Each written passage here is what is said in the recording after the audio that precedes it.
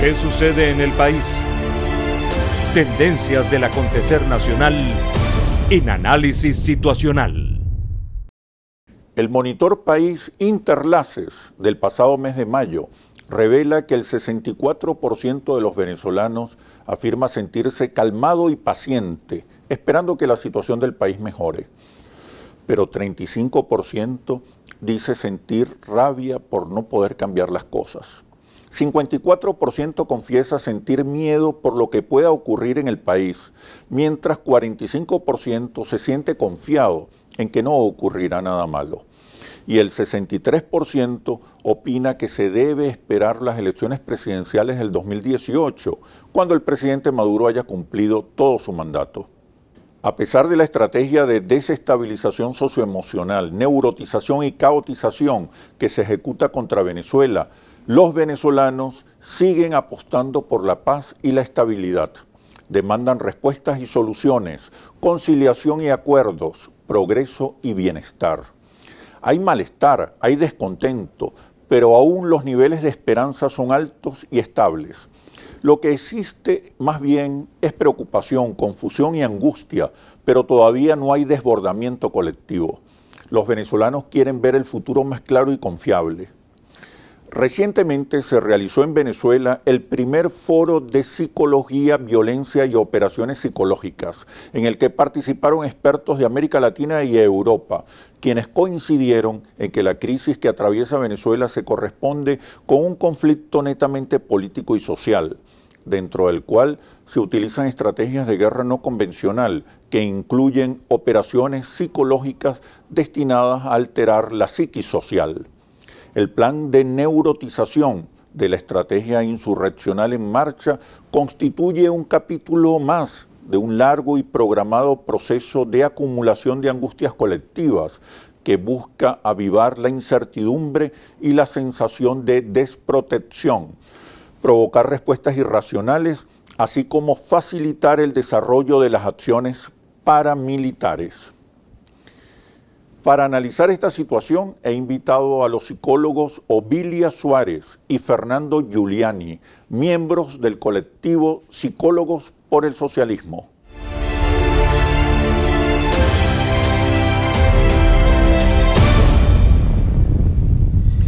Bienvenido, Ovilia, Fernando, ¿cómo estás? Gracias, ¿cómo estás tú?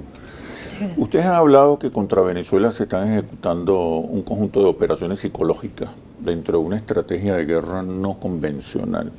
¿Qué significa eso? Si me pueden, por favor, explicar brevemente, ¿qué significa esto? Bueno, el tema vamos a tratar de exponerlo lo más brevemente posible, ¿no? Pero es complejo y además no es que lo hemos descubierto nosotros. El tema de la guerra no convencional tiene mucho tiempo, sobre todo en América Latina, en el Caribe, y ha sido aplicado también en otros países como Libia, como Siria, etc. Es decir, se llama guerra no convencional, o otros le dicen cuarta generación, quinta generación, etc. Bueno, porque no es una guerra que obedece a las reglas de la guerra. No es una guerra con fusiles. No, no es una guerra con fusiles. Tiene intereses políticos, eso es lo primero que hay que destacar. Claro. Se ha utilizado para derrocar gobiernos. Yo sé que esto, cuando uno lo dice así, hay mucha gente que no lo cree.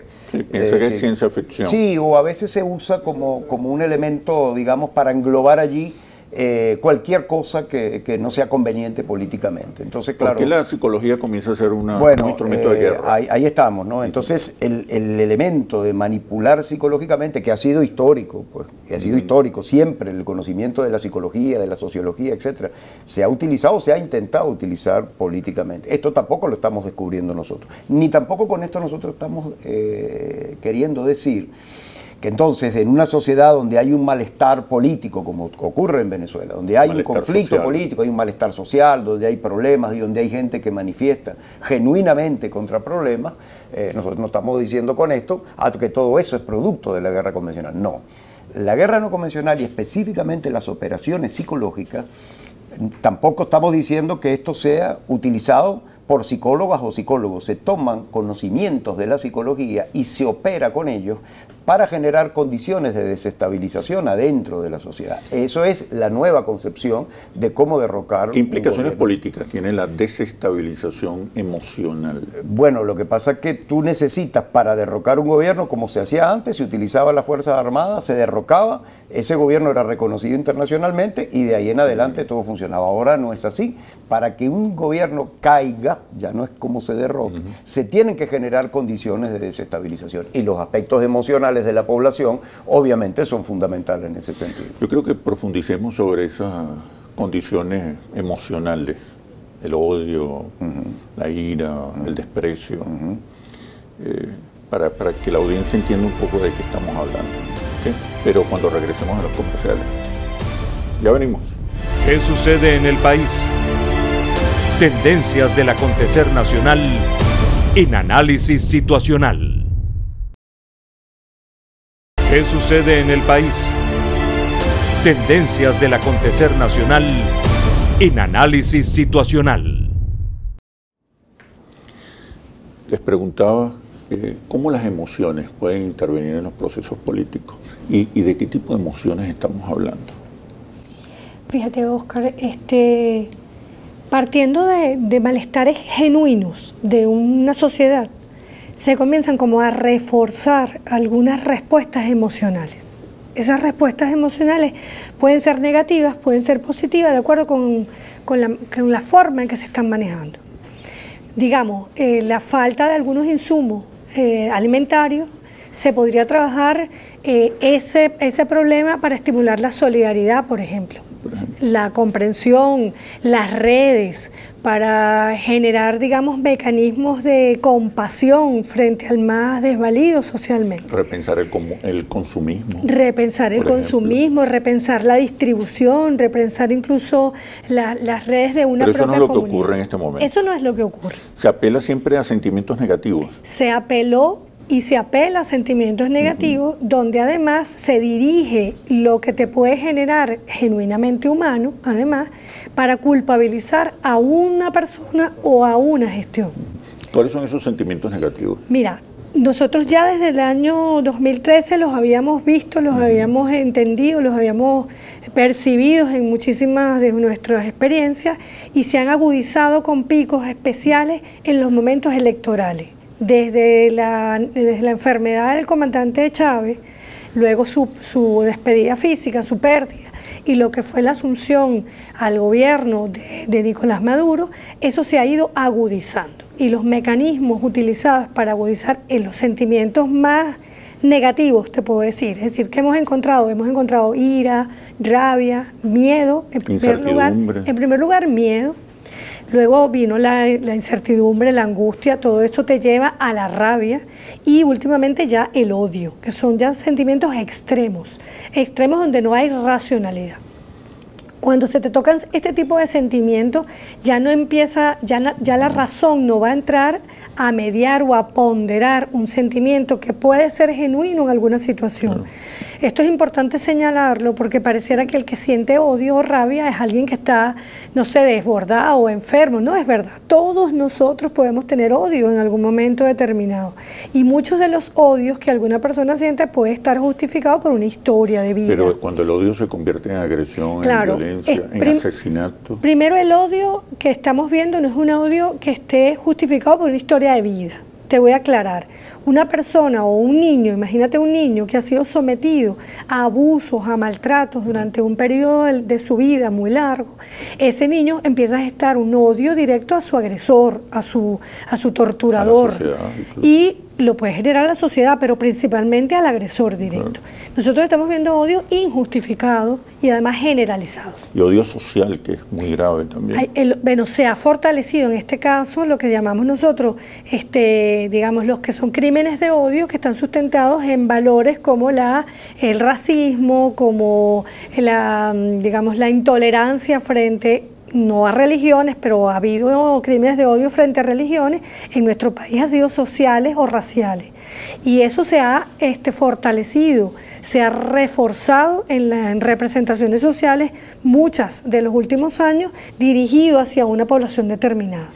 Ahora, Fernando, lo que yo observo es en la clase media alta, la clase preparada, las profesionales, donde yo observo un mayor odio, irracionalidad.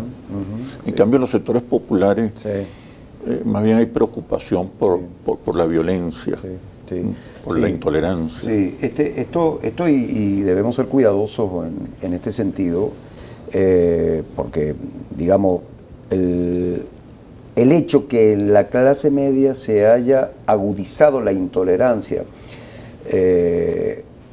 obedece a una razón histórica también. Es decir, yo creo que a este proceso bolivariano, desde que llegó el presidente Chávez al poder, lo acompañó desde la vereda opositora una campaña permanente de descrédito, de descalificación, pero además se generaron un conjunto de imaginarios que lo tornaron amenazante.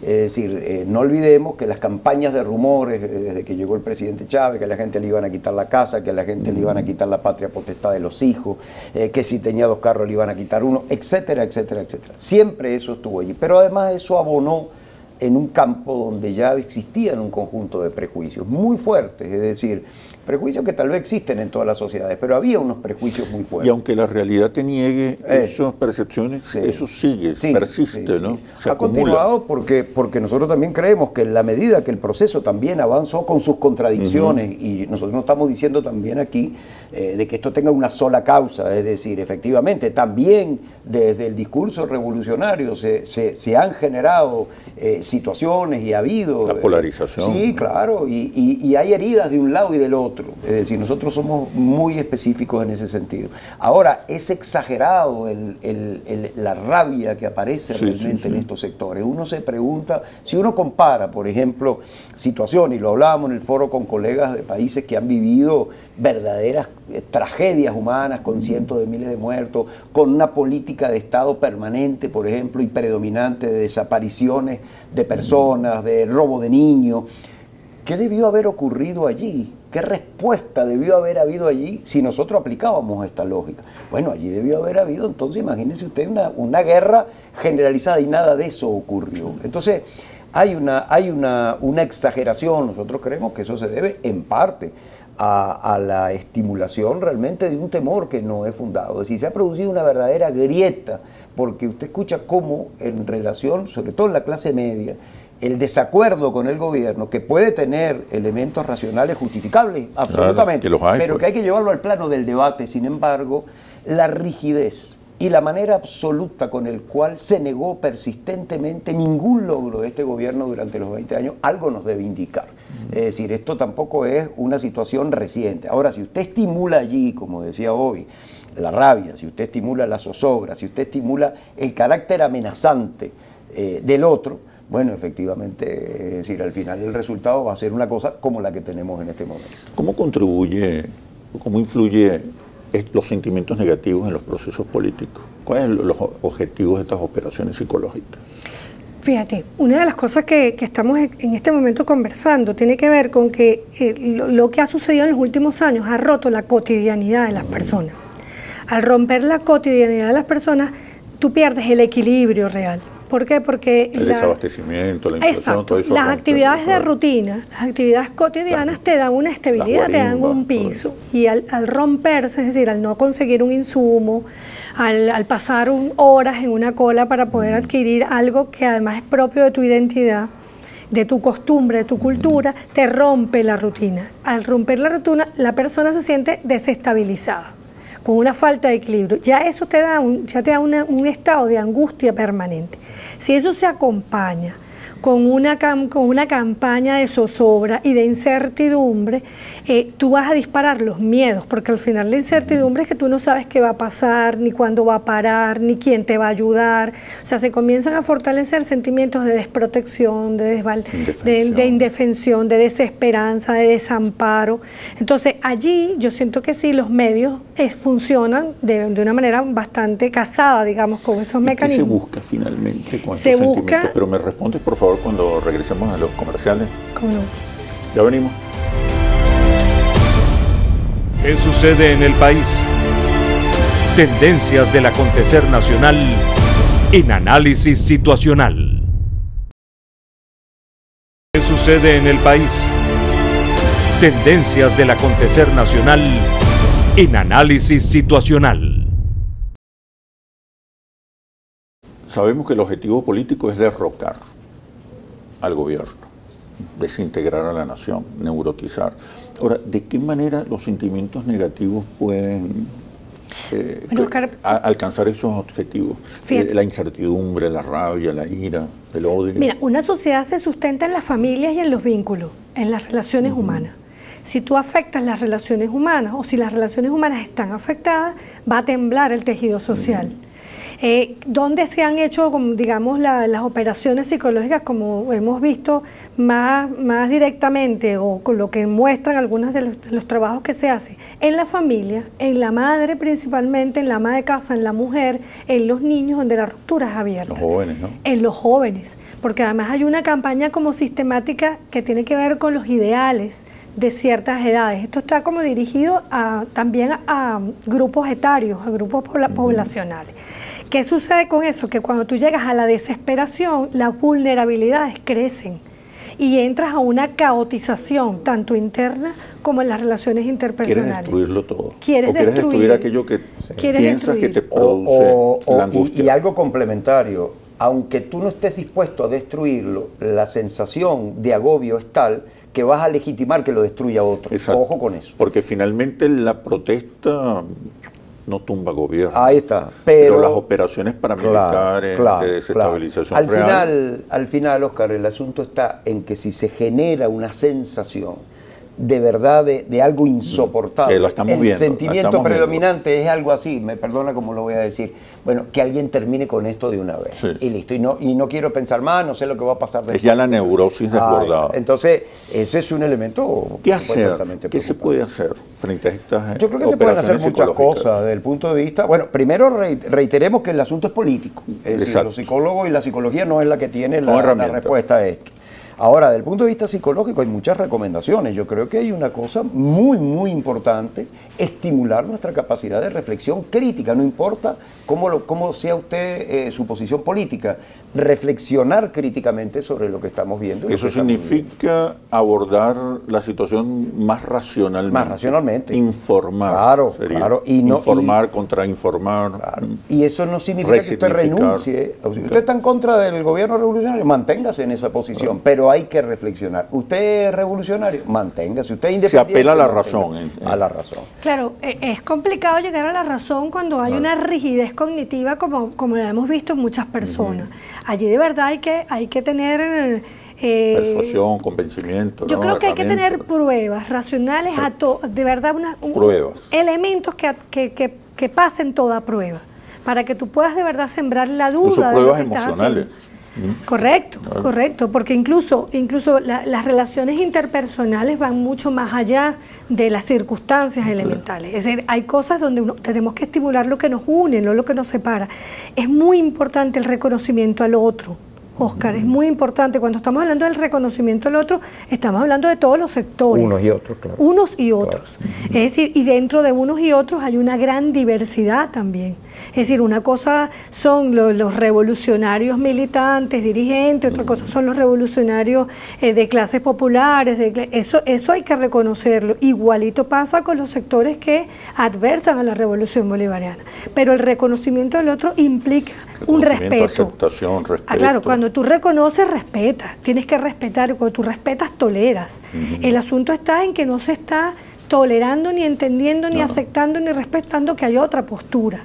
Y frente a la ausencia, al no reconocimiento del otro, entonces existe una destrucción. Entonces no hay una propuesta, que hay el debate, por eso es emocional, porque si una propuesta te dice X, esta es la forma en que yo voy a llevar este modelo, y la otra propuesta dice, este es el modelo que yo planteo, esta es la forma de llevarlo, allí tú puedes tener un debate de ideas, que es la palabra. Entonces la palabra no tiene cabida si no tiene la destrucción hacia el otro, y la destrucción hacia el otro termina siendo la destrucción de los tejidos sociales y de una nación. Yo creo que hagamos ya de una vez la conclusión, que es el capítulo final de esto, y me diga como conclusión ya qué más se puede hacer. Yo creo que una cosa fundamental en este momento es la búsqueda de la verdad. Es decir, en algo todos debemos estar de acuerdo. Por ejemplo, la forma como han fallecido las personas que han perdido su vida por toda esta violencia política que ha habido en los últimos tiempos. Bueno, no podemos tener opiniones distintas. Primero, todos debemos rechazar absolutamente todas las personas, todos los actos que han llevado a la pérdida de la vida de los venezolanos y las venezolanas. Pero además, necesitamos la verdad. No es posible, Oscar, que aquí haya distintas versiones sobre los trágicos acontecimientos que han llevado a la pérdida de estas vidas. Entonces, esa investigación la tenemos que hacer, la verdad debe aparecer allí, pero no para contemplarla, para movernos en su sentido más reparador. Pero además, eso requiere impartir justicia. Yo creo que eso no puede tener dos posiciones distintas. Ese es un elemento de una profunda unión dentro de la sociedad venezolana que creo que mucho nos va a ayudar a lo que decía hoy, llevar al plano de la razón. Pero tiene que haber efectivamente una postura única en relación con lo que significa todo esto. Reconocimiento, aceptación del otro, solidaridad y justicia. Yo creo que eso es una tremenda conclusión. Yo creo que el uso racional de las redes, Oscar, porque el bombardeo mediático es realmente... Hay que enfrentarla con otra información, con otros contenidos. Así es. Okay. Bueno, muchísimas gracias, Fernando. Gracias, Bubilia. Gracias a ti. Y ahora vamos a la despedida del programa. Así culmina este análisis situacional. Los invito a seguirnos por nuestras redes sociales, @interlaces y @asituacional, o visite nuestro portal interlaces.com. Soy Oscar Chemmel y los espero en un próximo análisis situacional. Hasta pronto.